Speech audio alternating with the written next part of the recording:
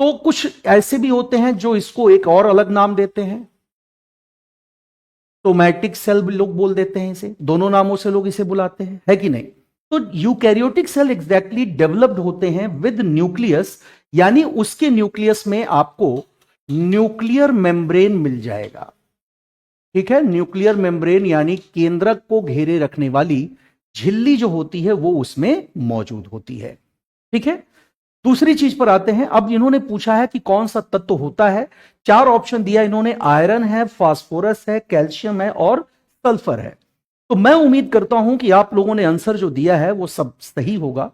देखो बहुत से लोग कैल्शियम का नाम ले रहे हैं, कुछ फास्फोरस और कैल्शियम दोनों की बात कर रहे हैं। देखो एग्जैक्टली यहां पर जब हम कैल्शियम की बात करते हैं तो कैल्शियम की मुख्य भूमिका 2-3 तरह के कामों में होती है। एक तो कैल्शियम सबसे ज्यादा इंपॉर्टेंट होता है बेटा हमारे शरीर में, खासकर कि ब्लड के जो है जमने की प्रक्रिया होती है, रुधिर का थक्का जो बनता है उसमें इसकी भूमिका होती है। प्लस जो मस्कुलर एक्टिविटीज होती हैं हमारी बॉडी में, यानी पेशियों से संबंधित जो कार्य होते हैं उसमें भी कैल्शियम चाहिए होता है। खून का थक्का बनाने में भी क्लॉटिंग जो होती है ब्लड की, क्लॉटिंग जो होती है ब्लड की, वहां पर भी हमें कैल्शियम की जरूरत होती है। और इसके अलावा तीसरा सबसे इंपॉर्टेंट काम कि दांत और हड्डियों के निर्माण में भी इसका बहुत अच्छा रोल होता है। किसमें बेटा, कि हमारे दांत और बोन्स के फॉर्मेशन में भी यही कैल्शियम मेन फॉर्मेशन के लिए इस्तेमाल होने वाला खनिज होता है। तो इस लिहाज से अगर हम सही बात की चर्चा करें कि कौन सा विकल्प इसमें सही है, तो देखो आयरन की संभावना नहीं है। बाकी यूकैरियोटिक कोशिकाओं में होते तो बहुत सारे मिनरल्स हैं, बट दिए गए में पूछा है सर्वाधिक सांद्रता में, तो सर्वाधिक जब भी पूछेगा बेटा तो आप बिना किसी संकोच के क्या टिक करोगे, आप यहां टिक करोगे कैल्शियम को। ठीक है, समझ में आ गई बात, क्या टिक करोगे बेटा, आप यहां पर टिक करोगे एग्जैक्टली कैल्शियम को। ठीक है, डीएनए हिस्टोन प्रोटीन पर कहां पहुंच गई इतना तेजी से प्रियंका जी, उसकी तो अभी बात ही नहीं हो रही है, आगे हम उस पर भी बात करेंगे बेटा। ठीक है, जी हां हर्ष जी, बिल्कुल ऑफलाइन क्लासेस चलती हैं एप्लीकेशन पर, आप वहां से जुड़ सकते हैं हम लोगों के साथ। अगला सवाल देखो, कह रहा है कि in chromaffin cells the conversion of dopamine to norepinephrine occurs, यानी क्रोमाफिन कोशिकाओं में डोपामीन का रूपांतरण नॉर एपिनेफ्रिन के लिए होता है। अब इन्होंने पूछा है कहां पर। बहुत ही बढ़िया सवाल है भाई ये, बहुत ही अच्छा और बहुत इंपॉर्टेंट क्वेश्चन। क्या कहते हैं आंसर भाई इसका, इसका क्या आंसर देंगे आप लोग। डोपामीन की बात हुई, मैंने आपसे पहले भी बताया था कि डोपामीन का इस्तेमाल किस रूप में होता है, और ये जो नॉर एपिनेफ्रिन है ये किस रूप में इस्तेमाल होता है। तो देखो भैया दोनों अलग अलग, अगर हम मानव शरीर की बात करें तो दोनों का सिक्रेशन अलग अलग जगहों से होता है, ये तो सबको पता है। बहुत से लोग यहां पर डी बी सब चुन रहे हैं, लेकिन कंफ्यूजन वाली स्थिति में मत आइए, कोई बात नहीं, मैं आंसर करता हूं। ठीक है, देखो डोपामीन मैंने कहा था कि ये एक स्टेरॉयडल हार्मोन होता है, ये एक स्टेरॉयड क्या होता है, हार्मोन होता है बेटा। और इस स्टेरॉयड हार्मोन का इस्तेमाल अमूमन अपने परफॉर्मेंस को और बेटर करने के लिए एथलीट्स वगैरह करते हैं डोपामीन का। तो उस समय हम इसे क्या बोलते हैं बेटा, उस समय हम लोग इसे बोलते हैं डोपिंग। ठीक, दूसरा इन्होंने जिस नॉर एपिनेफ्रिन की बात की है, आपको पता है कि एक एपिनेफ्रिन होता है, एक होता है एपिनेफ्रिन और एक होता है नॉर एपिनेफ्रिन, और ये दोनों ही जिस ग्लैंड से स्रावित होते हैं मानव शरीर में, उस ग्रंथि का नाम क्या है भैया, तो उस ग्रंथि का नाम है आपका एड्रिनल ग्लैंड। ठीक है, और यही दोनों जब मिलकर काम करते हैं तो आप इसे बुलाते हो एड्रेनलिन। तब आप क्या कहते हो बेटा, तब आप इसे एड्रेनलिन कहते हो। ठीक, अब इन्होंने पूछा क्या है सवाल, ये समझते हैं। ठीक है, इन्होंने कहा है कि क्रोमाफिन कोशिकाओं में डोपामीन का ट्रांसफॉर्मेशन यानी रूपांतरण या कन्वर्जन नॉर एपिनेफ्रिन के लिए होता है कहां, in the plasma membrane, with in mitochondria यानी माइटोकॉन्ड्रिया के अंदर होता है, इन द सिक्रेशन ग्रैन्यूल्स स्रावित कोशिकाओं में होता है, इन द माइक्रोफिलामेंट्स यानी माइक्रोफिलामेंट में होता है। तो अब यहां पर आप लोगों को आंसर करना है, बोलिए सब लोगों ने यहां पर ज्यादातर आंसर जो दिया था अभी पीछे बी, कोई सी, कोई डी बता रहा था, लेकिन आपको पता है ना कि डोपामीन जो है, जो नॉरएपिनेफ्रिन की बात हो रही है, ये दोनों ही कहां बनते हैं बेटा? ये दोनों ही बनते हैं बच्चों इन द प्लाज्मा मेम्ब्रेन। कहां पर होता है ये काम? ये काम होता है बेटा प्लाज्मा झिल्ली यानी प्लाज्मा मेम्ब्रेन में। आज बहुत से लोग गलतियां करने वाले हैं ढेर सारी, तो मुझे ऐसा लग रहा है क्योंकि आंसर्स ऐसे ही आ रहे हैं, है ना? ठीक है, तो याद समझ में आ गई बात हमारी कि डोपामीन जो है वो ट्रांसफॉर्म होता है या कन्वर्ट होता है नॉरएपिनेफ्रिन में, और ये होता कहां है? तो ये होता है प्लाज्मा मेम्ब्रेन में। और इसे चेंज करने का काम जो किया जाता है बेटा, वो एग्जैक्टली जो न्यूरॉन सेल होते हैं उन्हीं के द्वारा ये काम किया जाता है। समझ में आ रही बात? और अतिरिक्त जो एंजाइम होता है, ये एक तरह का क्या है? ये एक अतिरिक्त एंजाइम होता है जिसे डोपामीन बीटा हाइड्रोक्सिलेज भी कहते हैं। क्या कहते हैं बेटा इसे? इसी को डोपामीन बीटा हाइड्रोक्सिलेज भी कहा जाता है। समझ रहे हो? इस नाम से इसको बुलाया जाता है। और ये क्या होता है? ये एक एक्सेस या अतिरिक्त एंजाइम होता है भाई। समझ गए बेटा? बातें क्लियर हुई यहां पर? तो राइट आंसर क्या होगा? राइट आंसर ए होगा। अंशिका कह रही लग रहा था मुझे। आज ऐसे बहुत सारे क्वेश्चन आने वाले हैं जिस बारे में आपको लगेगा कि ऐसा हो सकता है, लेकिन वैसा होगा नहीं। ठीक है, चलो अगले सवाल पर आओ, क्योंकि भाई मुझे कल मजा नहीं आया। प्रश्न की तरफ आइए। A mature human erythrocyte has the typical characteristics of, यानी एक परिपक्व मानव इरिथ्रोसाइट में विशिष्ट पहचान होती है किस चीज की भैया? An eukaryotic cell, a prokaryotic cell, both eukaryotic and prokaryotic, neither prokaryotic nor eukaryotic. चौथे नंबर में आ गए हम लोग। अब देखो, इतना तो सबको पता है कि जो हमारी आरबीसी, जिसको ये इरिथ्रोसाइट बोल रहा है, तो ये इरिथ्रोसाइट है क्या? तो यही है हमारी आरबीसी। और आप जानते हैं कि आरबीसी के फॉर्मेशन में स्टार्टिंग यानी जब ये अपने इनिशियल स्टेज में होता है, उस समय इसमें न्यूक्लियस प्रेजेंट रहता है। समझ रहे हो? बट जैसे जैसे ये ग्रो करता है, जैसे जैसे ये विकसित होता है और ये एक एडल्ट सेल में कन्वर्ट होता है, कॉप्सेल्स में इसका न्यूक्लियस जो है वो क्या हो जाता है?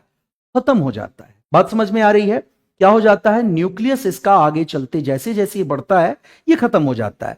लेकिन बेसिक तरीके पर हम एक ऐसा कोई यूकैरियोटिक सेल जिसका केंद्रक एब्सेंट हो, उसका अगर एग्जाम्पल लिया जाए तो हम जो प्रोकैरियोटिक या प्रोबैक्टीरियाज वगैरह होते हैं उनको इस श्रेणी में रख सकते हैं। रख सकते हैं कि नहीं रख सकते हैं भाई? और जितने भी यूकैरियोटिक होते हैं उन सब में केंद्रक मौजूद होता है। तो क्या कहोगे, इसको किस में रखोगे? बोलो जल्दी से। और आपको पता है ना कि प्रोकैरियोटिक में एक नग्न डीएनए होता है, यानी आप उसे एक कोशिकीय कोशिका में मौजूद डीएनए के रूप में देख सकते हो। तो क्या कहा जाए इसका राइट आंसर बच्चों? बहुत से लोग बी दे रहे हैं, कुछ डी दे रहे हैं। मेरे आंसर से कुछ समझ में आया? माइटोकॉन्ड्रिया तो होगा ही नहीं, अगर वो प्रोकैरियोटिक है तो माइटोकॉन्ड्रिया होने का तो प्रश्न ही नहीं उठता है वहां पर। चलिए, तो याद रखिए इस क्वेश्चन का जो सबसे सही आंसर है वो क्या होगा? जी ब्रजेश कुमार जी, बिल्कुल लेते हैं दोनों की क्लास, लेकिन अभी हम लोग जूलॉजी पर बात कर रहे हैं। इसका सबसे ऑथेंटिक आंसर है डी ऑप्शन बच्चा, यानी कि ना तो ये प्रोकैरियोटिक में आता है ना ही यूकैरियोटिक में। क्यों? क्योंकि मैंने क्या कहा, स्टार्टिंग में जब ये अपने इनिशियल स्टेज में होता है, इनिशियल फेज में होता है, तब इसमें न्यूक्लियस होता है। बट बाद में जैसे जैसे ये एडल्ट सेल में कन्वर्ट होता है, तुरंत ही इसका न्यूक्लियस क्या हो जाता है? खत्म हो जाता है। और अगर न्यूक्लियस खत्म हो जाएगा तो ना तो फिर ये पूरी तरह प्रोकैरियोटिक में हुआ और ना ही पूरी तरह से यूकैरियोटिक में। That's why the right answer will be D option, है ना? चलो, बहुत लोग बी लगा करके अपनी ही पीठ थपथपा रहे हैं, तो जिन लोगों ने बी लगाया वो कृपया एक आध बार अपने आप को एक आध थप्पड़ मार के देखें, शायद उन्हें ये समझ में आवे कि हाँ, हम होश में आ गए हैं, गलती तो हो गई। चलो आगे बढ़ो। Who propounded the cell theory? अब बताओ, नंबर 5वें पर आ गया सवाल कि सेल थियरी किसने दी है? तो भाई 5वें का सबसे ऑथेंटिक आंसर, सेल थियरी की हम अगर बात करें तो दो तरह की बातें यहां पर हमें नजर आएंगी। एक लाइन आपने लैटिन भाषा की सुनी होगी जिसमें लिखा रहता है ओमनिस सेल्यूला सेल्यूलाई। याद है ये लाइन? तो ये जो ओमनिस सेल्यूला सेल्यूलाई वाली बात की गई है, ये बात कही गई थी 1855 में, 1855 में ये कहा था रूडोल्फ विर्चोव ने। किसने कहा था? रूडोल्फ विर्चोव ने। और इन्होंने कहा था कि एक सेल से ही दूसरी सेल का जन्म होता है। लेकिन क्या इसे सेल थियरी कहा जाना सही है? नहीं बेटा, यह सेल थियरी कहा जाना सही नहीं है, क्योंकि यह नाम सबसे पहले दिया गया था एक वनस्पति विज्ञानी और एक जंतु विज्ञानी के द्वारा। तो जो वनस्पति वैज्ञानिक था, यानी जो बॉटेनिस्ट था, वो थे स्लाइडन, और जो जूलॉजिस्ट था वो कौन था बेटा? वो थे शॉन। तो ये थियरी यानी सेल थियरी देने का, सेल थियरी को प्रोपाउंड करने का क्रेडिट जो जाता है वो दिया जाता है स्लाइडन और शॉन को। किसको दिया जाता है बेटा? स्लाइडन और शॉन को दिया जाता है। ठीक, रोग वैज्ञानिक हैं। प्रियंका जी का आंसर है स्लाइडन और शॉन। ठीक है, शॉन है, स्वान नहीं है। स्वान मत लिखना, गलत हो जाएगा। ठीक है जी हाँ। फाइनल टच, इसे उमा बता रही हैं कि फाइनल टच दिया गया रूडोल्फ विर्चोव ने, जब उन्होंने ये लाइन दी, ओमनिस सेलुला सेलुलाई, यानी एक कोशिका ही दूसरी कोशिका को क्या करती है बेटा? जन्म देती है। तो ये एक तरह से फाइनल किया उन्होंने, एक्सप्लेन किया एट लास्ट। लेकिन सबसे पहले इसको फर्स्टली जो प्रोपाउंड किया गया वो स्लाइडन और शॉन के द्वारा किया गया। इसीलिए इन दोनों को हम लोग फादर ऑफ सेल थियरी कहते हैं। क्या कहते हैं बेटा? इसलिए इन्हें हम लोग फादर ऑफ सेल थ्योरी कहकर के बुलाते हैं। अगला सवाल, the most abundant molecule of a cell is, यानी किसी कोशिका में सर्वाधिक प्रचुर मात्रा में पाया जाने वाला अणु क्या होता है? अब बताओ जरा। तो क्वेश्चन नंबर 6 की बात हो रही है भाई। सबसे ज्यादा क्या पाया जाता है? प्रोटीन। बहुत सही, कुछ लोगों ने प्रोटीन चुना है भाई।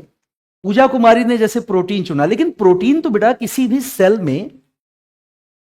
सेल में अगर आप प्रोटीन की बात कर रहे हो तो प्रोटीन 15% टू 16% ही होता है, 15 से 16% होता है।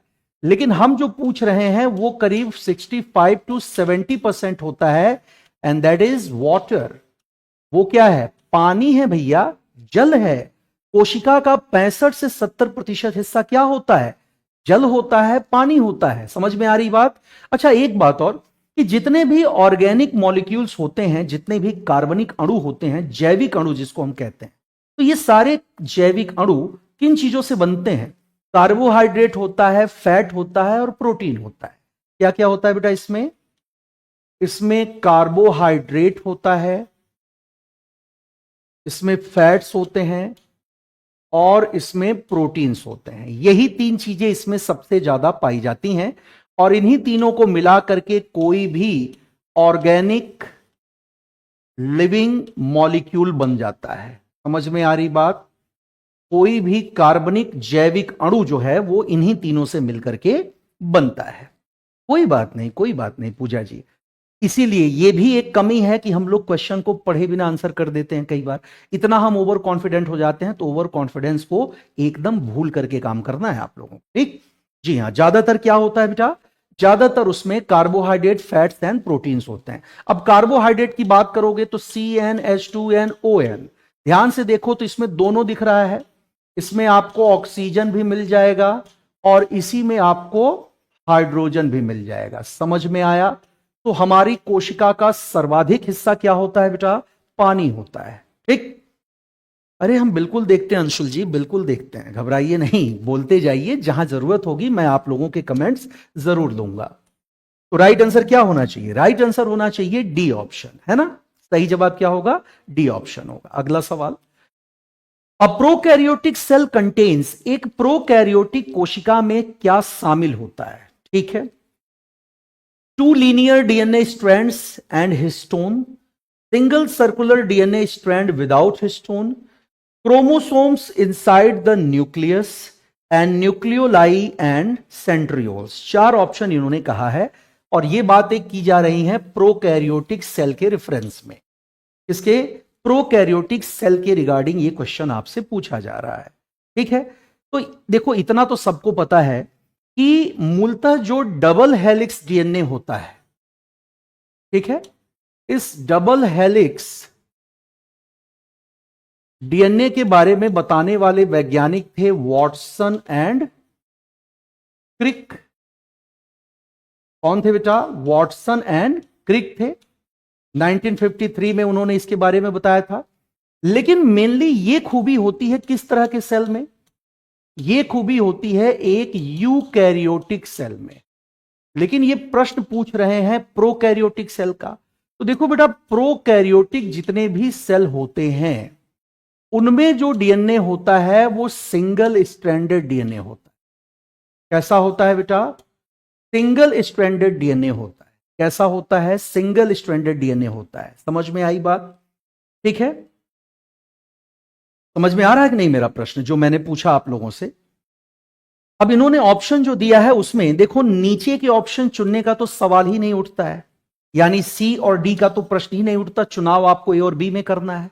तो पहला इन्होंने टू लीनियर डीएनए स्ट्रैंड्स की बात की है। तो two linear DNA strands eukaryotic cell की स्पेशलिटी होती है।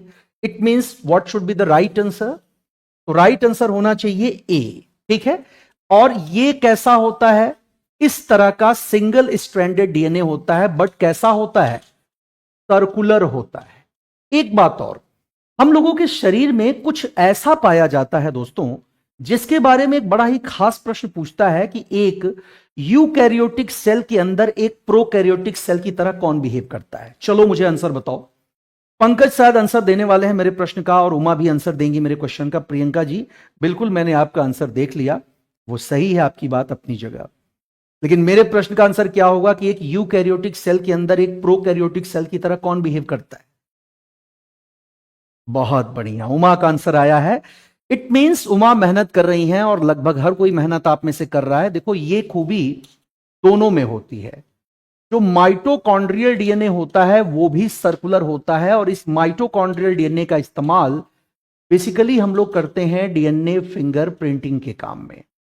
इसमें यूज करते हैं इसका, डीएनए फिंगर प्रिंटिंग के काम में हम लोग इसका ज्यादातर इस्तेमाल करते हैं। तो माइटोकॉन्ड्रिया जो होता है एक यूकैरियोटिक सेल के अंदर, it's behave like a prokaryotic, क्योंकि इसका जो डीएनए होता है वो सर्कुलर होता है। ठीक है, समझ में आ गई बात? तो याद रखना है एग्जैक्ट क्वेश्चन का आंसर क्या बना? यहां पर बी बना।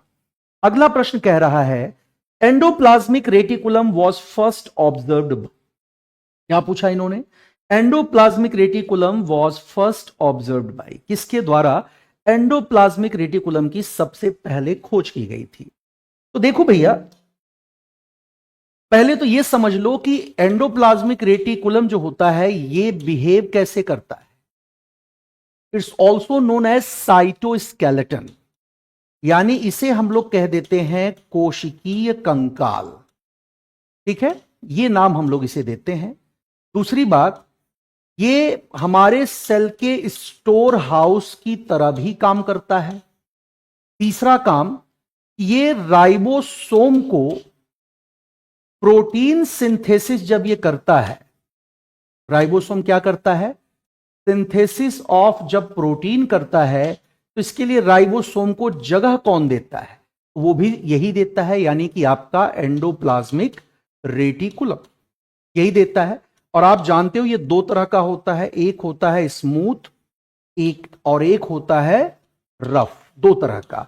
तो जिन पर आपका राइबोसोम मौजूद होगा वो रफ हो जाते हैं, और जिन पर नहीं होता वो स्मूथ हो जाते हैं। संरचना आप सभी लोग जानते ही हैं, कुछ इस तरह का स्ट्रक्चर इसका होता है, इस तरह का स्ट्रक्चर, और जिस पर ये मौजूद होते हैं दानेदार संरचनाएं, वो राइबोसोम हो जाता है। तो बेटा इसे सबसे पहले जिस व्यक्ति ने ढूंढा था, जिस व्यक्ति ने इसकी खोज की थी, उन्हीं का नाम था कीथ पार्टर। क्या नाम था बेटा उनका? उन्हीं का नाम था कीथ पोर्टर कहते हैं कुछ लोग। तो इस हिसाब से सही आंसर क्या बनता है? यहां पर सही आंसर हो जाता है सी ऑप्शन। ठीक है, तो प्रोटीन सिंथेसिस के दौरान जो है ये क्या करता है? ये आपके राइबोसोम को जगह भी प्रदान करता है, प्लस सिंथेसाइज प्रोटीन को अपने अंदर स्टोर भी करता है और कोशिका को एक आकार यानी साइटोस्केलेटन के रूप में भी काम करता है। तो तीनों काम इसके हैं और तीनों ही बड़े इंपॉर्टेंट काम हैं। नेक्स्ट क्वेश्चन पर आते हैं। साइटोक्रोम्स आर फाउंड इन, कह रहा है कि साइटोक्रोम कहां पाए जाते हैं, ये इन्होंने पूछा है क्वेश्चन नंबर 9 में।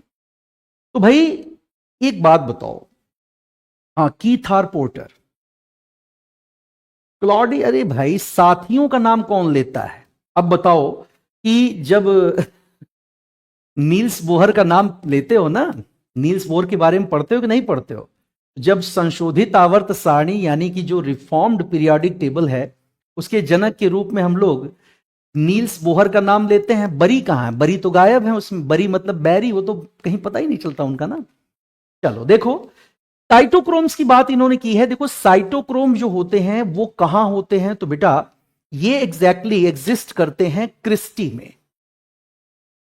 कहां करते हैं ये क्रिस्टी में एग्जिस्ट करते हैं। और क्रिस्टी ये क्या होता है बेटा? ये सेल्यूलर रेस्पिरेशन यही होता है।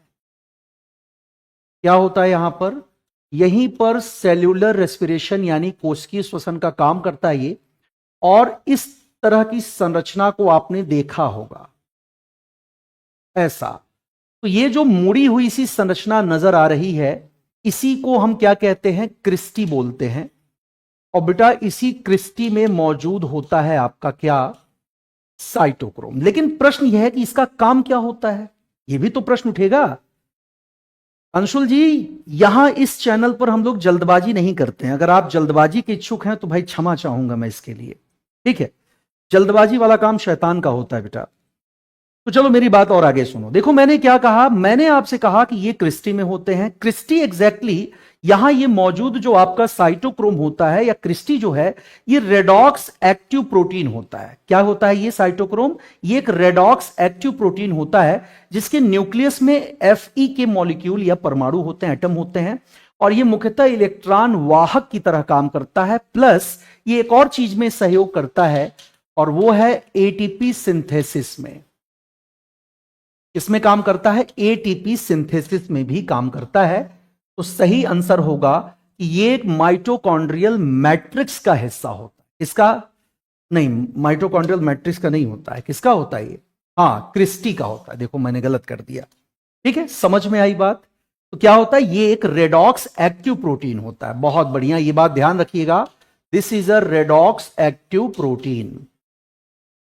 यही पूछा जाता है सवाल कि रेडॉक्स एक्टिव प्रोटीन कौन है और इसके केंद्रक में किसका एटम होता है बेटा, किसका परमाणु होता है? तो Fe का परमाणु इसमें मौजूद होता है। ठीक, क्या होगा?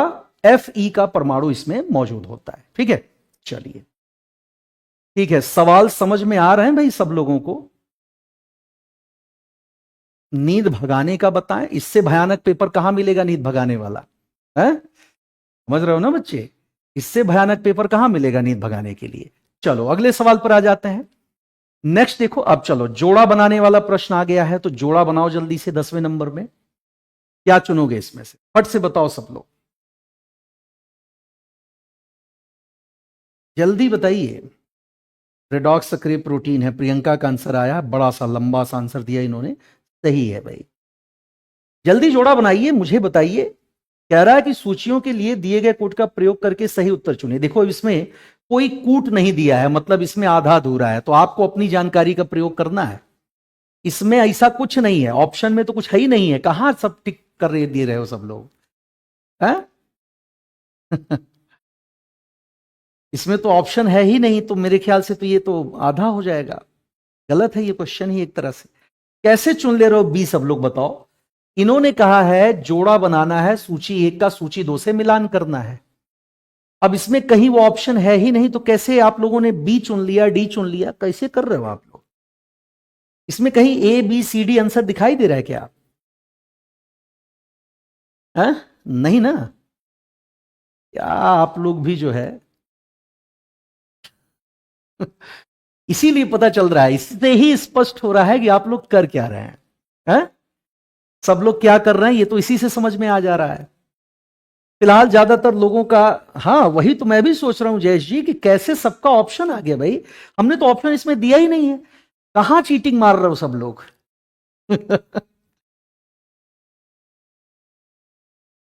चलो कोई बात नहीं। अब देखो, इसको समझना है तो पहले तो यह बताओ कि जॉनसन किसके लिए जाने जाते हैं? फिर है हुक, ब्राउन और स्लाइडन एंड शॉन। तो अगर हम स्लाइडन शॉन को ले जाएं तो सेल थियरी से जोड़ दें। ब्राउन की बात करें तो ब्राउन किससे चले जाएंगे? केंद्रक से जुड़ जाएंगे। हुक किससे जुड़ेंगे? हुक जुड़ेंगे सेल से। और जॉनसन जुड़ेंगे आपके संयुक्त सूक्ष्मदर्शी या कंपाउंड माइक्रोस्कोप से। यानी ए का कौन सा विकल्प है? तीसरा है, बी का दूसरा है, सी का चौथा है और डी का पहला है। तो 3 2 4 1 मैं ऐसे समझ पा रहा हूं, आप लोग कैसे कर पा रहे हो? ये अच्छी बात है। अगर आप लोग चीटिंग नहीं करते हैं तो भाई ये बहुत अच्छी बात है। तो चीटिंग वाली बात मत करिएगा, बड़ा हताशा हो जाएगी, मुझे निराशा होगी कि मेरा हीरो जिसे मैं अब तक अपना हीरो समझ रहा था, वास्तव में वो हीरो नहीं है। तो मैं ऐसा यकीन नहीं करना चाहता हूं। ठीक है, ठीक है। अरे मैं कहां मना कर रहा हूं भाई, लेकिन वो जो ऑप्शन चुन रहे हो सब लोग डी सी, वो कहां से चुन रहे हो? इसमें डी सी जैसा तो कुछ है ही नहीं है, तो कहां से चुन लिया आप लोगों ने? तो राइट आंसर ये बनेगा 3 2 4 1 का। ठीक है, चलो आगे बढ़ो। In prokaryotes of the following which is absent, यानी प्रोकैरियोट्स में निम्न में से कौन सा एब्सेंट होता है? न्यूक्लियर मेम्ब्रेन, माइटोकॉन्ड्रिया, क्लोरोप्लास्ट या फिर ऑल ऑफ द एबव? तो भाई इसमें तो कुछ नहीं होता है ना, क्योंकि प्रोकैरियोटिक सेल्स की खास बात है कि इनमें सेल ऑर्गेनल्स नहीं पाए जाते। यानी इनमें सेल ऑर्गेनल्स जो होते हैं वो क्या होते हैं बेटा? एब्सेंट होते हैं। सेल ऑर्गेनल्स इसमें मौजूद नहीं होते हैं। और अगर सेल ऑर्गेनल्स नहीं है तो ये सब क्या है? ये सेल ऑर्गेनल्स तो है, ये तो एग्जैक्टली समझ में आ रहा है। लेकिन mitochondria and chloroplast, these are known as cell organelles. That's why the right answer will be D option. ठीक है, चलो आगे बढ़ते हैं। Which among the following cell organelles is not surrounded by any membrane? यानी इनमें से कौन सा कोशिका अंग किसी भी कला से आवृत नहीं होता है? बहुत बढ़िया। लाइसोसोम। अब देखो, लाइसोसोम की बात करोगे तो ये सुसाइडल बैग्स होते हैं। ठीक है, सुसाइडल बैग्स होते हैं ये। राइबोसोम, ये क्या है? प्रोटीन फैक्ट्री होती है, प्रोटीन का सिंथेसिस करने में इसकी भूमिका होती है। प्लास्टिड्स की बात करोगे तो ये किचन होता है सेल का। प्लांट सेल में ये रसोई घर की तरह काम करता है। और चौथा है आपके पास एंडोप्लाज्मिक रेटिकुलम। अब जरा चारों की बात चुन करके आंसर करिए। राइबोसोम का आंसर सब लोग यहां पर दे रहे हैं, राइबोसोम चुनाव कर रहे हैं। तो राइबोसोम किस तरह का ऑर्गन होता है? पता है ना कि राइबोसोम जो होता है बच्चों, वो एग्जैक्टली किससे रिलेटेड होता है? तो राइबोसोम का मेन काम होता है ट्रांसक्रिप्शन रिलेटेड एक्टिविटीज को कंप्लीट करना। ट्रांसक्रिप्शन मतलब ये मुख्य रूप से प्रोटीन सिंथेसिस में भाग लेता है। दूसरी चीज, ये पॉलीपेप्टाइड सीरीज बनाने के लिए एमिनो एसिड्स के साथ जुड़ जाता है। क्या करता है बेटा? ये पॉलीपेप्टाइड सीरीज फॉर्म करने के लिए, फॉर्मेशन के लिए ये किसके साथ अटैच होता है? एमिनो एसिड्स के साथ अटैच होता है बेटा। और ये अमीनो एसिड, इनकी खास बात है कि हमें प्रोटीन सिंथेसिस के लिए 20 टाइप के अमीनो एसिड्स चाहिए होते हैं। और इन 20 टाइप के अमीनो एसिड्स में से 10 ऐसे हैं जो इसेंशियल होते हैं और 10 सेकेंडरी होते हैं। जो इसेंशियल होते हैं वो हम बाई फूड प्राप्त करते हैं, और जो बहुत कंपलसरी नहीं है उसे हमारी बॉडी खुद ही बना लेती है। समझ रहे हो ना? तो जो जरूरी है वो हम कहां से प्राप्त करते हैं? तो जो जरूरी है उन्हें हम बाई फूड प्राप्त करते हैं। ठीक है, तो प्रोटीन सिंथेसिस के प्रोसेस में ये काम आता है। ठीक है, समझ में आ गई बात? तो अब बताइए इसका राइट आंसर क्या था? तो इस क्वेश्चन का राइट आंसर था बेटा बी ऑप्शन, यानी कि राइबोसोम। आगे बढ़ते हैं। The sedimentation coefficient of ribosome found in bacteria. चलो अब ये तो बहुत आसान क्वेश्चन हो गया। बैक्टीरिया कैसा सेल है भाई? तो बैक्टीरिया जो होता है वो एक्चुअल में एक प्रोकैरियोटिक सेल होता है। प्रोकैरियोटिक भी होता है प्लस यूनिसेल्यूलर भी होता है। तो अभी मैंने बताया था कि प्रोकैरियोटिक सेल में 70s राइबोसोम होते हैं ना। कैसे राइबोसोम होते हैं बेटा? 70s राइबोसोम होते हैं। ये अभी पीछे हम लोगों ने बात की थी। इसका ए ऑप्शन सही था। नेक्स्ट कह रहा है विच of the following is devoid of nuclear membrane and mitochondria. यानी कह रहा है कि निम्नलिखित में से कौन केंद्रक कला और माइटोकॉन्ड्रिया से रहित है। अच्छा, bacteria, bacterial and green blue green algae means cyanobacterias, mammalian erythrocytes and all of the above. चलो बताओ। डी। बहुत बढ़िया। दीपक जी, मेरा फिलहाल क्लासिफिकेशन का सेगमेंट खत्म होने वाला है, तो आप जरूर जुड़ सकते हैं। आप एसएसजी गुरुकुल के एप्लीकेशन से ये बैच डाउनलोड करिए एप्लीकेशन, और वहां से बैच परचेज कर। बहुत बढ़िया। देखो, सही आंसर आप सबने दे दिया है। इन्होंने दो बातें की कि यहां पर केंद्रक कला यानी सेल मेम्ब्रेन एंड माइटोकॉन्ड्रिया दोनों ही एब्सेंट हैं। तो बेटा ये चीज मैंने अभी पीछे ही कहा था कि ये उनमें होगा जो अमूमन कैसे होंगे, जो प्रोकैरियोटिक होंगे। क्या होंगे बेटा? जो मोस्टली प्रोकैरियोटिक होंगे उन्हीं में ऐसा होता है। और आप देख रहे हो बैक्टीरिया, ये भी एक प्रोकैरियोटिक सेल है। ब्लू ग्रीन एल्गी भी प्रोकैरियोटिक है। मैमेलियन इरिथ्रोसाइट में तो भाई आपको पता है कि उसमें केंद्रक कला यानी न्यूक्लियर मेम्ब्रेन होती ही नहीं है, क्योंकि न्यूक्लियस ही नहीं होता है वहां पर। तो जब न्यूक्लियस नहीं होगी तो न्यूक्लियर मेम्ब्रेन होने का भी प्रश्न नहीं उठता। और माइटोकॉन्ड्रिया जो कि एक सेल ऑर्गेनल है, ये भी नहीं होगा, क्योंकि ये सब प्रोकैरियोटिक सेल्स हैं। दैट्स वाई, इसलिए जो है आंसर इसका राइट क्या माना जाए? राइट माना जाएगा बेटा डी ऑप्शन। ठीक है, डी ऑप्शन इसका सही आंसर होगा।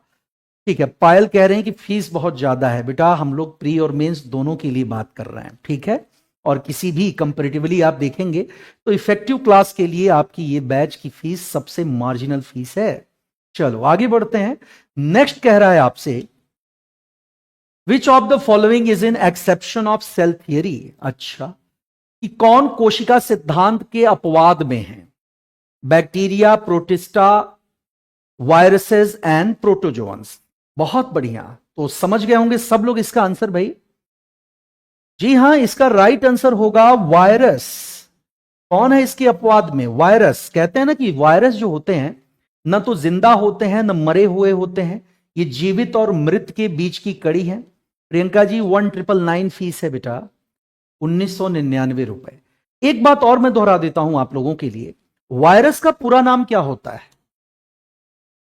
Vital information resource under seize, यही बोलते हो ना? ये वायरस का पूरा नाम है, VIRUS। तो वायरस का पूरा नाम क्या होता है? Vital information resource under seize. यही बात है ना? ठीक है। दूसरी चीज, अब देखो वायरस की बात हम लोग कर रहे हैं, तो सबसे बड़ी समस्या है कि वायरस को ठीक करने के लिए हम किसी दवा का इस्तेमाल नहीं करते। क्यों? क्योंकि वायरसेस पर दवा का कोई असर ही नहीं होता है, क्योंकि वायरस के पास अपना खुद का दिमाग होता है। और जब भी आप उसके खिलाफ किसी दवा का इस्तेमाल करते हो तो उस दवा के केमिकल कंपोजिशन को आइडेंटिफाई करता है और उसके बाद उसकी एंटीबॉडी तैयार कर लेता है, और इसलिए दोबारा से उस दवा का उस वायरस पर कोई असर नहीं होगा।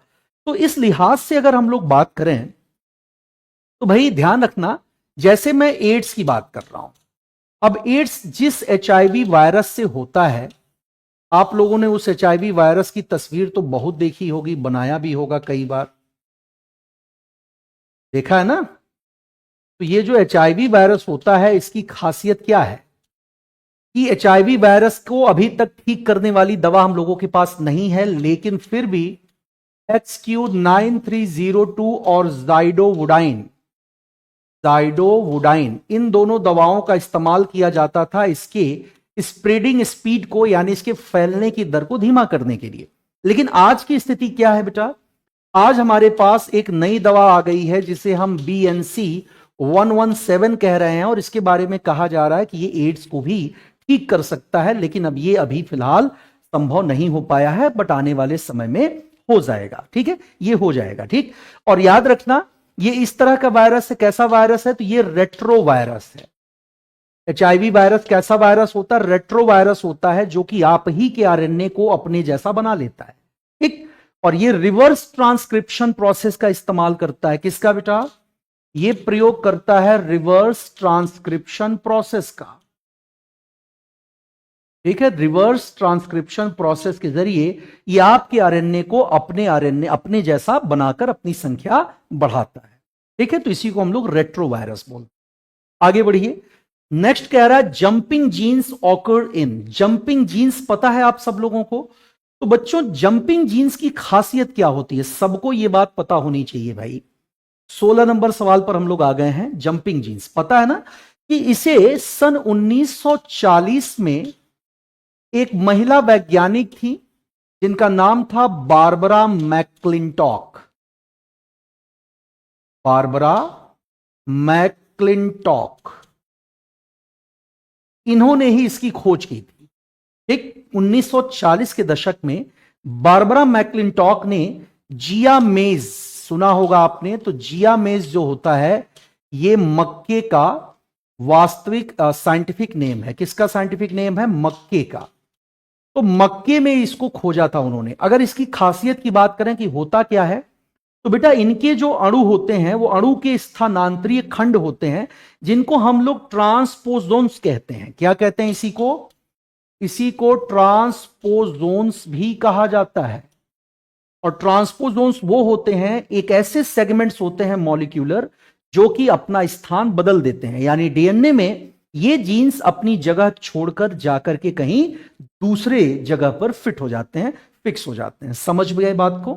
तो बारबरा मैक्लिंटॉक ने ही ये खोजा था, और इस काम के लिए उन्हें शायद नोबेल प्राइज मिला था, मुझे याद नहीं है, बट शायद उन्हें इस काम के लिए नोबेल प्राइज मिला था।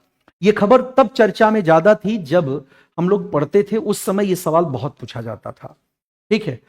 तो सही आंसर क्या दिया जाए बेटा इसमें, राइट आंसर क्या बना, तो राइट आंसर है bacteria only, bacteriophage only, eukaryotics only, and eukaryotic and prokaryotic. तो राइट आंसर है कि ये दोनों में पाया जाता है, टी डी मतलब प्रोकैरियोटिक में भी और यूकैरियोटिक में भी, दोनों में ये पाया जाता है। Who first time explained that cells are formed from pre-existing cells? ये वही तो बात हुई, ओमनिस सेलुला सेलुलाई। बताओ वही बात कर रहा है कि नहीं कर रहा है, यही तो कह रहा है भैया कि ओमनिस सेलुला सेलुलाई, ठीक है। और ये किसने कहा था, अभी मैंने थोड़ी देर पहले बताया था कि 1955 में यही बात कहा गया था रुडोल्फ विर्चोव के द्वारा। किसके द्वारा कहा गया था, रुडोल्फ 1900 नहीं 1855 में रुडोल्फ विर्चोव ने कहा था। कौन है, हाँ ऑप्शन नंबर डी, क्या सही है, रुडोल्फ विर्चोव, ठीक है। अगला सवाल, फिजियोलॉजिकली इंड्यूस्ड सेल डेथ, यानी फिजियोलॉजिकली इंड्यूस्ड सेल डेथ को क्या कहते हैं बेटा, इसे कहा जाता है एपोस्टोसिस। क्या कहते हैं इसे एपोस्टोसिस कहते हैं, समझ रहे हो। देखो एपोस्टोसिस के बारे में अगर नहीं जानते हो तो याद रखो, यह केवल किन में होता है, जितने भी मल्टी सेल्यूलर ऑर्गेनिजम्स होते हैं। कैसे, मल्टी सेल्यूलर ऑर्गेनिजम्स में यह प्रोसेस होता ही रहता है। इसे कुछ लोग क्या कहते हैं, इसे कुछ लोग प्रोग्राम्ड सेल डेथ भी कहते हैं। एपोस्टोसिस को क्या कहा जाता है, कुछ लोग इसे समझने के लिए प्रोग्राम्ड सेल डेथ भी बोलते हैं। समझ में आई बात। तो ये प्रोग्राम्ड सेल डेथ वाली जो कॉन्सेप्ट है, इसी को एपोस्टोसिस कहते हैं। और ये केवल किन में होगा, मल्टी सेल्यूलर ऑर्गेनिजम्स में, क्योंकि अगर ऐसा नहीं होगा तो नए सेल्स कैसे फॉर्म होंगे भाई, पुराने सेल नष्ट नहीं होंगे। कहावत सुना है कि नहीं सुना है कि बिना खंडहरों को गिराए, अतीत के खंडहरों को गिराए बिना भविष्य की बेहतरीन इमारत नहीं बनाई जा सकती। बस वही कॉन्सेप्ट इस पर भी लागू होता है। तो बस इतना याद रखना, अगर ये ना याद आ रहा हो या फिर फिजियोलॉजिकली इंड्यूस्ड सेल डेथ आप ना समझ पाओ, तो आप क्या याद रखोगे, प्रोग्राम्ड सेल डेथ वर्ड याद रखोगे, ठीक है। Next, which among the following is not an example of prokaryotic cell? कौन सा एक प्रोकैरियोटिक कोशिका का उदाहरण नहीं है? बताओ। ममता जी, बहुत लंबा वक्त बीत गया है, अतीत की बातें कर रही हैं आप। 2 साल से ज्यादा हो गया मुझे उज्जवल छोड़े। ठीक है, कुछ संगठन हमारे लायक नहीं लगे तो हमने छोड़ दिया, क्या किया जाए। वो संस्था लायक नहीं थी हमारे। समय दिया मैंने, मेहनत दी, लेकिन संस्था उस योग्य नहीं थी। चलो बताओ भाई, बी आंसर लोग दे रहे हैं, यहां पर ज्यादातर लोग बी चुन रहे हैं। चलो बहुत बढ़िया, देखो सही आंसर है बेटा, इसका राइट आंसर बी होगा। समझ में आ रही बात? अगर मैं बात करूं क्लोरेला, अभी थोड़ी देर पहले भी मैंने शायद इसी से मिलता जुलता नाम लिया था कि क्लोरेला और जो क्लमाइडोमोनास है, ये सब क्या है? ये एकल यूकैरियोट्स हैं। ये क्लोरेला हो या फिर आपका क्लेमाइडोमोनास हो, ये दोनों ही किस श्रेणी में आते हैं, किस वर्ग में आते हैं बेटा? तो दोनों ही आपके सिंगल यूकैरियोट्स हैं। क्या है ये यूनिसेल्यूलर यूकैरियोट्स हैं। इन्हें प्रोकैरियोट्स में शामिल नहीं किया जाएगा। लेकिन जो बैक्टीरिया है उसके बारे में मैंने कहा था कि ये प्रोकैरियोट्स होते हैं। क्या होते हैं ये प्रोकैरियोट्स होते हैं। ठीक। और इन्होंने पूछा है कि कौन इसका एग्जाम्पल नहीं है, तो राइट आंसर क्या चुन लोगे? ये चुन लोगे। अच्छा, माइकोप्लाज्मा की बात करें तो इसी को हम लोग शॉर्ट में पीपीएलओ भी बोलते हैं। पीपीएलओ मतलब प्लूरो निमोनिया लाइक ऑर्गेनिज्म भी बोला जाता है इसे। और आप सबको पता होगा 0.1 माइक्रोमीटर साइज होता है इसका, यानी this is the smallest cell you can say, सबसे छोटा सेल इसे बोल सकते हो ना। तो 0.1 माइक्रोमीटर के साइज का होता है, तो बहुत छोटा हो गया। ठीक है, बिल्कुल। तो राइट आंसर इसका बना आपका ऑप्शन नंबर बी। अगला देखो, Golgi complex is found in. Golgi complex कहां पाया जाता है? कह रहा सभी कोशिकाओं में, सभी कोशिकाओं में आरबीसी को छोड़कर, all the cells except prokaryotic cells and RBCs. फिर कह रहा है डी वाला कि all the animal cells and bacterial cells. क्या होगा भाई? चलो इसका आंसर दे दो। बढ़िया, बहुत अच्छे, सब लोग यहां पर आंसर कर रहे हैं भी बहुत अच्छी तरह से। सी आंसर लोगों ने चुना है, तो सी वालों का मैं समर्थन करता हूं, डी वालों नहीं भैया अंशुल जी। इसका राइट आंसर होगा बेटा सी ऑप्शन, ये वाला। देखो पहली चीज तो गोल्जी बॉडी की खोज जो की गई थी, ये हम लोग जानते हैं कि कैमिलो गोल्जी ने इसे ढूंढा था। और इसे हम लोग अपने सेल का ट्रांसपोर्ट मैनेजर बोलते हैं, यातायात प्रबंधक बोला जाता है। लाइसोसोम्स जिसे हम लोग बोलते हैं, इस लाइसोसोम्स के फॉर्मेशन में भी इसी गोल्जी एपार्टस का ही रोल होता है, सबसे बड़ा रोल इसी का होता है। अच्छा, लाइसोसोम्स में मैंने पूछा था क्या भरा होता है, तो लाइसोसोम्स में हाइड्रोलिटिक एंजाइम्स होते हैं। क्या होते हैं बेटा? लाइसोसोम्स में हाइड्रोलिटिक एंजाइम्स होते हैं जो सेल के पानी को तोड़ देते हैं। और सेल का पानी जब टूट जाएगा तो उस हिसाब से क्या हो जाएगा भाई? उस हिसाब से फिर सेल डेड हो जाएगी, सेल मर जाएगा। समझ में आ रही बात? तो देखो प्रोटीन के सिंथेसिस प्रोसेस में भी ये शामिल होता है, न्यूक्लियस के पास मौजूद होता है, और 5 से 6 चपटी थैलियां इसमें पाई जाती हैं जिनको हम सिस्टर्नी कहते हैं। क्या कहते हैं बेटा? इसे हम लोग सिस्टर्नी कहते हैं, जो कि 5 to 6 होती हैं। अच्छा, ये होता कहां है? तो नियर न्यूक्लियस होता है, केंद्रक के पास होता है। ठीक है, याद रखना, इसी को गोल्जी एपार्टस भी बोला जाता है। तो मोस्टली ये जो भी आवश्यकता होती है सेल को, हर उस प्रोटीन को सिंथेसिस करके, उस न्यूट्रिएंट्स को तैयार करके इसे वहां पहुंचाने का काम करता है। ठीक है, चलिए तो अगले सवाल पर आ जाते हैं। अब मैं देख रहा हूं कि धीरे धीरे आपकी ये क्लास अपनी गरिमा खोती जा रही है। मैं बार बार कह रहा हूं कि आपसी बातचीत से बचें, लेकिन आप लोग आपसी बातचीत के लिए अगर इस मंच का इस्तेमाल करोगे बेटा, तो फिर मामला बिगड़ जाएगा। ठीक है, चलो अगला सवाल, a prokaryotic cell lacks, prokaryotic कोशिका में क्या नहीं होता है? तो अभी पीछे मैंने बताया था इसी बारे में, क्या नहीं होता है इसमें? Only histone in its DNA, ठीक है, यह भी नहीं होगा। ओनली साइटोस्केलेटन, मतलब आपका एंडोप्लाज्मिक रेटिकुलम नहीं होगा।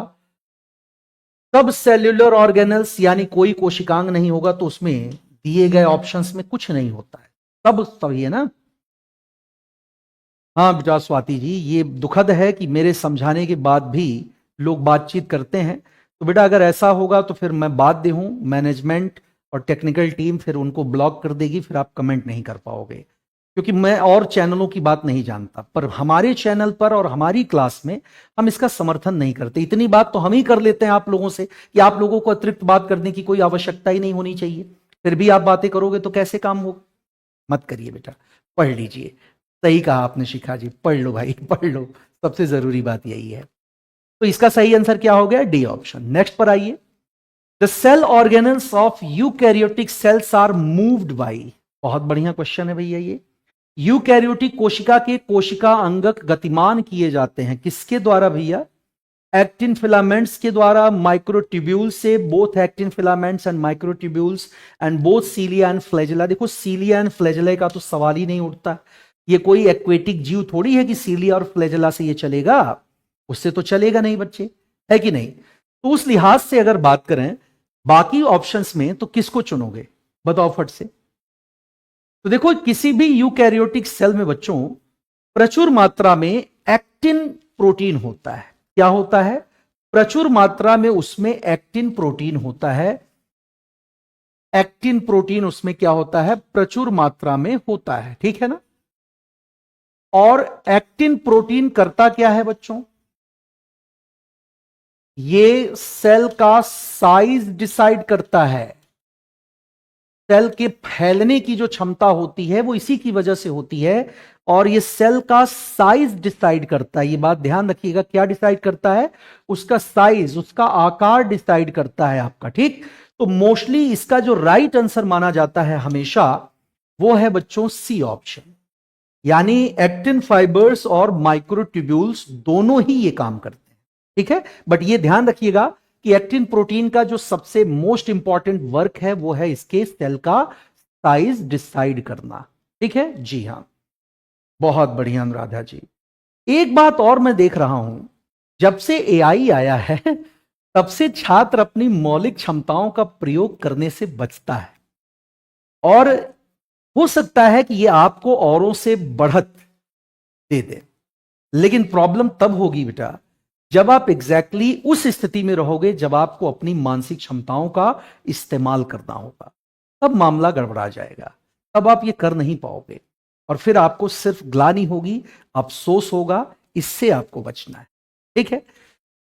कह रहा कि सॉल्यूट पोटेंशियल इज ऑलवेज, विलेय प्रभाव सदैव कैसा होता है? तो भाई सबको पता है कि विलेय प्रभाव जो होता है वो हमेशा ही नेगेटिव होता है।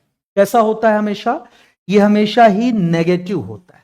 सबको पता है ये बात, सब लोग आंसर भी कर रहे हैं, है ना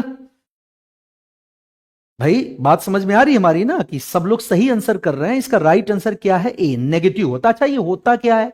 पहले तो मान लो ये सॉल्यूट पोटेंशियल की बात पूछता है कि what is solute potential. So you can said कि किसी भी सेमी परमिएबल जो सेल होता है, जो अर्धपारगम्य कोशिकाएं होती हैं, उन अर्धपारगम्य कोशिकाओं की झिल्ली जो होती है वो भी सेमी परमिएबल होती है। तो मैं एक बात कह रहा हूं, आजकल की पीढ़ी की बात कर रहा हूं, ठीक है?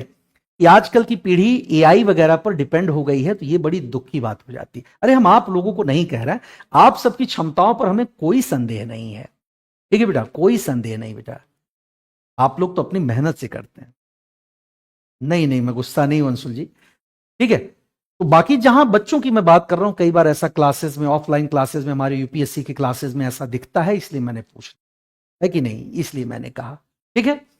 तो वापस आते हैं, तो नेगेटिव होता है। देखो, तो सेमी परमिएबल जितनी भी मेम्ब्रेन होती है उसमें पानी के फ्लो को, जो आने वाला पानी होता है, उस पानी के प्रवाह को रोकने के लिए ही इसका इस्तेमाल किया जाता है। ठीक, अब किसी भी जो सॉल्युबल पार्टिकल्स होंगे, जो घुलनशील या फिर विलेय कणों की सांद्रता जैसे जैसे बढ़ेगी वैसे वैसे ये कम होता चला जाएगा। ठीक, नेगेटिव होता चला जाएगा। समझ में आ गई बात? बहुत बढ़िया श्रीकांत जी, आपका स्टेटमेंट मन खुश करने वाला है। एआई के इस्तेमाल से बचिए, वरना भविष्य में एआई क्या करेगा, हम लोगों को मानसिक रूप से गुलाम बना लेगा। याद करो कि जब से मोबाइल आया है, आपको कितनों के फोन नंबर याद हैं अपने दोस्तों के, रिश्तेदारों के? कहां फोन नंबर याद रह गए? खत्म हो गया सब, क्योंकि हमें याद करने की जरूरत ही नहीं पड़ी, और जब याद करने की जरूरत नहीं पड़ी तो फिर खेल खत्म। कहां याद रहता है? स्मृति क्षमता का ह्रास हुआ है बेटा उससे। ठीक है, चलो अगला सवाल। The cell organelle which do not have DNA, यानी कोशिका अंगक जिसमें डीएनए नहीं होता है। केंद्रक है, Golgi body, mitochondria and chlorosome, chloroplast. तो राइट आंसर सीधे सीधे क्या दिखाई दे रहा है? Golgi body. किसमें नहीं होता है बेटा? गोल्जी बॉडी में ये नहीं होता है ना? अलिस्बा कह रहे मुझे याद है। अरे मैं कुछ खास गिने चुने लोगों के नंबरों की बात नहीं कर रहा हूं, मैं बात कर रहा हूं उसके पहले जितने नंबर आप लोगों को याद रहते थे उतने नंबर अब आपको याद नहीं रहते होंगे। ठीक है ना? चलो, तो एक बात याद रखना हमेशा कि मुख्य रूप से 24 वाले में राइट आंसर क्या है? बी है। क्यों है? मैंने अभी पीछे भी बताया था कि इसमें कोई न्यूक्लियस नहीं होता, ये ट्रांसपोर्ट मैनेजर की तरह बिहेव करता है, प्रोटीन सिंथेसिस में भाग भी लेता है, और कोशिका को जहां भी जिस पोषक तत्व की जरूरत होती है उसे पैक करके वहां भेजने का काम इसी गोल्जी बॉडी का होता है, या गोल्जी एपार्टस का होता है। ठीक, और याद रखना कि इसमें क्या होता है, ये प्रत्येक यूकैरियोटिक सेल में होता है। ये किसमें एग्जिस्ट करता है? ये हर यूकैरियोटिक सेल में एग्जिस्ट करता है, किसी भी यूकैरियोटिक कोशिका में इसकी उपस्थिति पाई जाएगी। ठीक, चलिए नेक्स्ट देखिए। Cell without cell wall is known as, क्या कहोगे भैया उसे? तो कोशिका भित्ति के बगैर कोई कोशिका क्या कहलाएगी? इसे कहते हैं बच्चों प्रोटोप्लास्ट। क्या कहते हैं बेटा इसे? इसे प्रोटोप्लास्ट कहा जाता है। समझ में आ रही बात हमारी?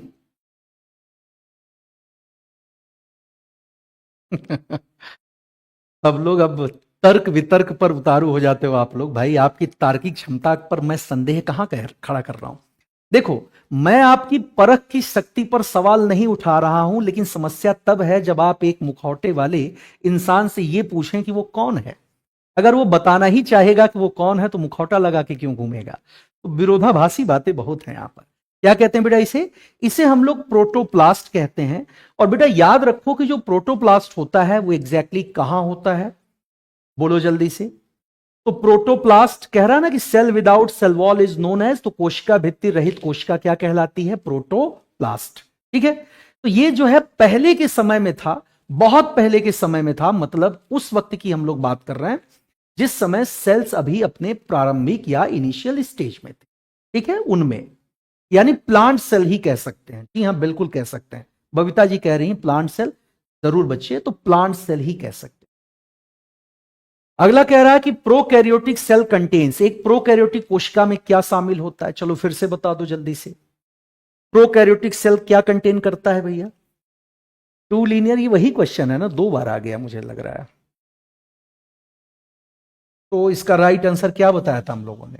ये वाला बी आंसर राइट था ना? हाँ, अभी इसको यही तो किया गया था। ठीक है, नेक्स्ट क्वेश्चन की तरफ चला। अगला कह रहा है कि डेस्मोसोम इज एसोसिएटेड विथ, डेस्मोसोम किससे संबंधित होता है? बताइएगा। डेस्मोसोम पूछ रहा है किससे संबंधित होता है? सेल डिवीजन से, एनिमल सेल एडहेशन होता है, प्लांट सेल एडहेशन होता है, या फिर बैक्टीरियल एडहेशन यानी जीवाणु आसंजन। देखो, एक्चुअल में इसका जो संबंध है, पूछ रहा है डेस्मोसोम के बारे में, क्वेश्चन नंबर 27 में। बहुत से लोग यहां पर बी आंसर चुन रहे हैं, कुछ सी भी दे रहे हैं।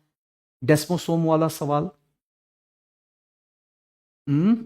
सी ज्यादा आंसर लोग दे रहे हैं। भाई बी वाले भी हैं लोग यहां पर।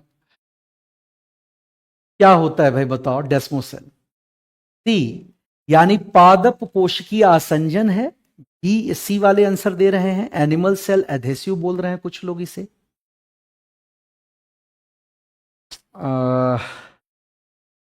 देखो, एक्चुअल में इसे हम लोग एक और नाम देते हैं, इसे मैकुला एधरेंस भी कहा जाता है। इसे क्या कहते हो बच्चे?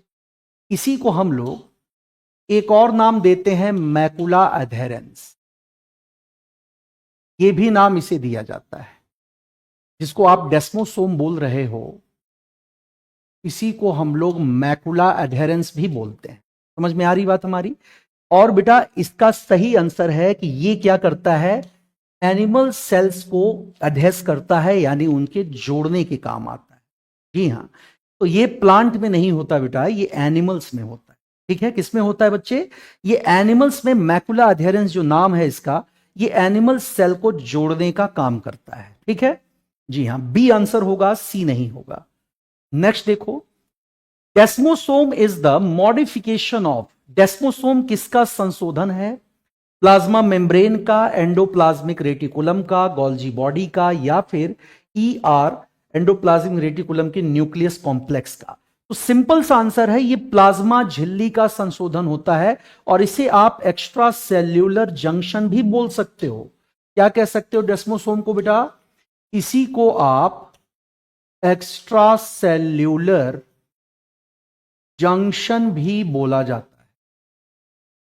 ये दोनों नाम आप इसके लिए यूज कर सकते हो, और ये होता है बेटा प्लाज्मा मेम्ब्रेन का बदला हुआ रूप होता है। ठीक है, क्या होता है? प्लाज्मा मेम्ब्रेन का बदला हुआ रूप होता है। ठीक है, आगे बढ़ते हैं, नेक्स्ट क्वेश्चन की तरफ चलते हैं। The dictum omnis cellula celluli, which means all cells arise from pre-existing cells, was given by the following. तो किसने दिया था ये दिया था रोडोल्फ विर्चोव ने 1855 में, 1855 में रूडोल्फ विर्चोव ने इस थियरी को दिया था। ठीक, और इसे देने के बाद हम ये कह सकते हैं कि इसने क्या किया बेटा? इसने कंप्लीट कर दिया किस चीज को बच्चों? इसने कंप्लीट कर दिया सेल थ्योरी को। ठीक है, नेक्स्ट पर आओ। फर्स्ट यूकैरियोट्स वर, पहले यूकैरियोट्स कौन थे? फर्स्ट यूकैरियोट्स कौन थे? देखो, मोनेरा तो हो नहीं सकता, क्योंकि मोनेरा जितने हैं वो सब प्रोकैरियोटिक हैं। ये सब प्रोकैरियोटिक भी थे और यूनिसेल्यूलर भी थे। लेकिन इसके बाद जो जीव आए वो क्या हो गए? वो मल्टी सेल्यूलर हो गए एंड यूकैरियोटिक हो गए। ठीक है, तो मल्टी सेल्यूलर और यूकैरियोटिक जो जीव थे, ज्यादातर वो सब एक्वेटिक जीव थे, और उन एक्वेटिक जीवों को हम लोग किस में रखते हैं? उसे हम लोग रखते हैं प्रोटिस्टाज में। किसमें रखते हैं बेटा?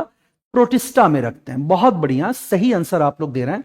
अब इनमें क्या होता था? कंप्लीटली डेवलप्ड न्यूक्लियस होता था, पूर्ण विकसित केंद्रक होता था।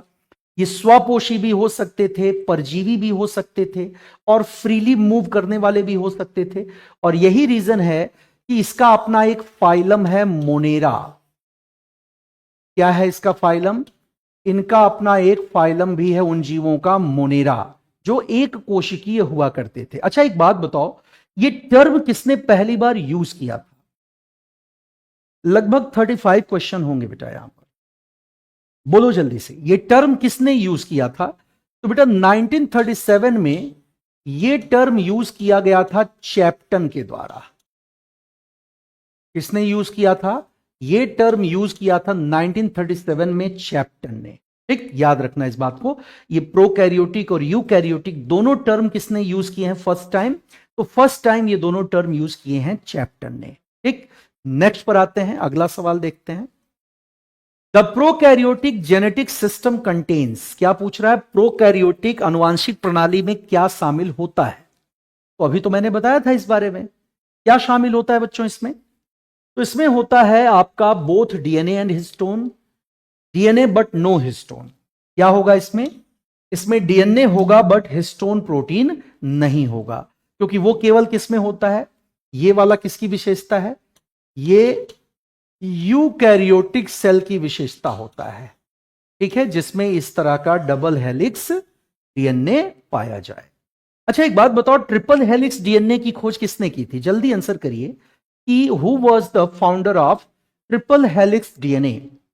त्रिकुंडलित डीएनए की खोज किसने की थी? सूर्य कुमार जी बताएंगे शायद। ट्रिपल हेलिक्स डीएनए के बारे में बताओ बच्चों। ठीक है, नेकेड सर्कुलर डीएनए सही है आपका जवाब बेटा। मैंने पूछा कि ट्रिपल हेलिक्स डीएनए की खोज किसने की? ट्रिपल हेलिक्स डीएनए के फाउंडर कौन है?